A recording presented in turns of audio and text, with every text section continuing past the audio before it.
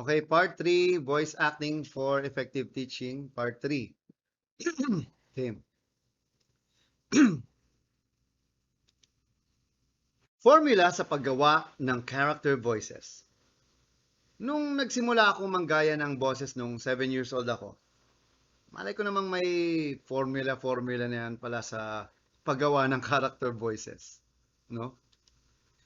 Paulit-ulit ko lang silang ginagaya hanggang sa na-perfect ko yung boses ng lolo, monster, o bata, etc. Nalaman ko yung tungkol sa elements ng boses nung nag-aral ako ng speech communication sa UP. At nung ako'y tuluyan ng nahumaling sa voice acting, nagsimula na rin ako magbasa ng mga libro, manood ng mga documentary at pag-aralan ang buhay ng mga sikat na voice artists. Ang totoo, hindi naman ako natuto ng bagong technique. Nalaman ko lang na meron palang proseso yung ginagawa kong pag-create ng iba't ibang boses. Uulitin ko, maswerte ka dahil tuturuan kita para malaman mo yung formula. Para ka na rin nag-enroll sa workshop ko dahil sa lahat ng maaari mong matutunan sa voice acting. Ito ang isa sa pinakamahalaga. Bago natin pag-aralan yung formula, bibigyan muna kita ng isa pang pinakamahalagang payo na maririnig mo sa voice acting. Kung magaling ka mag-create ng boses, dapat mas magaling kang mag-sustain ng boses. Sabi ko nga, hindi sapat na magaling ka lang manggaya ng boses. Hindi lang dapat magaling ka mag-iba-iba ng boses. Kung ano man yung character voice na magagawa mo, dapat kaya mong manatili sa boses na yon hanggang matapos ang iyong project. 5 segundong commercial man yan o 5 season ng isang anime. Gets mo na? Ibibigay ko na sa'yo ang formula. Ang formula na paggawa ng character voices ay binubuo ng 6 na elements na maaari mong pagsamasamahin. Kapag na-master mo na ito, tiyak libo-libong boses ang magagawa mo, gamit ang formula na ito. Okay? Number 1, pitch. Napag-uusapan na natin yung pitch kanina, yung variety ng boses. Ang pitch ay ang pinaka-basic na element na pwede mong gamitin para makapag-create ng boses ng mga character. Gawin mo yung sweep method na tinuro ko, yung ganon. Habang ini-explore mo yung pitch mo, isipin mo, ano ang mga character na pwede mong gawin kapag binabaan mo yung boses mo o paano kung taasan mo ang boses mo, kaya bang maging tunog bata o matanda yung tataasan mo ang boses mo? Yung Oo, kaya ko yun, bata. tapos magtutunog monster ka kapag yung bababaan mo yung boses mo, yung ganito, monster ako. Yeah. Number 2 is pitch character. Kapag napili mo na ang pitch na gagamitin mo para sa iyong karakter, kailangan mo rin mag-decide anong klaseng pitch ang magiging boses niya. Ha? Ang pitch character ay ang kulay o texture o personality ng iyong pitch. Halimbawa, ito ay malibis. Yan.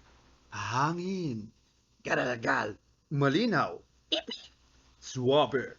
O, nanginginig. Ganon. Okay? Number 3, tempo. Napag-usapan na natin rin ito kanina, no? So, may idea ka na kung ano ang epekto ng tempo sa boses natin. Magagamit mo rin ito sa voice acting. Mabilis ba ang karakter mo magsalita? Mabilis ba magsalita yon o mabagal? Malamang ngayon pa lang ay naisip mo na kung anong mga karakter ang kadalasang ginagamitan ng mabilis na tempo. Bata, maliit na hayop. Yan. O mabagal na tempo. Matanda yon. O monster. Robot. O robot ako. Ganun. Tatlo pa lang yan. Pero kung pag-aaralan mo ng mabuti, marami kang pwedeng karakter na pwedeng makreate. Okay? Sige nga, subukan mo. Gamitin mo yung table sa baba. Oh, gamitin mo yung table na send ko sa'yo. Mag-experiment ka ng iyong formula gamit ang 2 to 3 elements at kung anong magagawa mong mga karakter. Halimbawa, mataas na pitch plus garalgal is equals to which, di ba? Yung Ako, yung... kaya yung mababa tapos garalgal. So magiging monster ka. O kaya, I'm a superhero. Di ba? So, pag combine mo lang, makakapag-create ka ng iba't ibang karakter. Galing, di ba? Ang daming possibility o posibilidad. Okay? Tuloy na natin yung listahan. Yung mga natitirang elements ay kadalasan ginagamit at tinuturo sa advanced na voice acting workshop. Okay? Rhythm. Number 4, rhythm. Ang rhythm ng iyong boses ay ang iyong vocal thumbprint o thumbprint. Kung gusto mong gayahin ang boses ng isang karakter o isang celebrity, pag-aralan mo ang kanyang rhythm dahil ito ang nagsisilbing pattern mo. Parang si Ramos, wala first of all, di ba? Kung napapanood mo yung mga videos mo sa internet, makikita mo na okay, mga videos ko, makita mo madalas kong gayahin yung mga celebrities tulad nila Babalu, si Dolphy, Robin Padilla, Coco Martin, Astig, at maging yung mga dati nating pangulo tulad na FBR, maging si GMA at si Pinoy. Rhythm nila yung pinag-aaralan ko. Number 5, placement. Ang placement ay yung pinanggagalingan ng boses. Sa aming workshop, tinuturo namin yung sa mga estudyante ko na padaanin ang kanilang boses gamit ang iba't ibang parte ng katawan.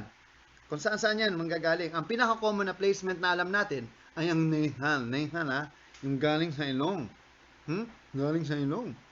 Iba pang halimbawa ng placement ay yung boses galing sa ulo. Yan, mataas, ulo. Manipis, yung dibdib. Malalim. Personal. Masayain. Karalgal. Okay? Number 6, mouth work. Ang boses ng iyong karakter ay pwede ring ma-define sa pamamagitan ng hugis o galaw ng bibig o yung tinatawag na mouth work. Ang best example ng mouth work ay yung kay Babalu, daming nang gagaya dyan. Hindi ba? Kapag gusto mo magsalita na parang si Babalu, yan, tanda mo hindi pwedeng hindi mo habaan yung baba mo, yung mouth work. Iba yung iba pang halimbawa yung may lisp, no? Yung nagsasalita na parang walang ngipin. Ay, sasalita na walang ngipin. Ganun yun. Anyway, excited ka na ba sa mga karakter na pwede mong magawa? Sabi ko nga, kapag iyong na-master ang paggamit ng mga elements sa formula na ito, tiyak, magiging isa ka ng magaling na teacher, voice, artist. At gagamitin mo to sa iyong broadcasting. Di ba? Anyway, this has been your voice master, Pocholo Gonzales. Sana may natutunan kayong lahat sa aking simpleng module, webinar, or seminar dito sa DepEd. Marami pong salamat. Once again, you can like my page, no? The Voice Master sa Facebook ko. I also have a YouTube channel. Marami ako dong video, youtube.com/The Voice Master. And you can also email me sa creativevoices@gmail.com. Once again, this has been your Voice Master, Pocholo De Leon Gonzales. Marami pong salamat. Good luck, mga teachers, teacher broadcasters. Mabuhay kayo. God bless you all. Thank you.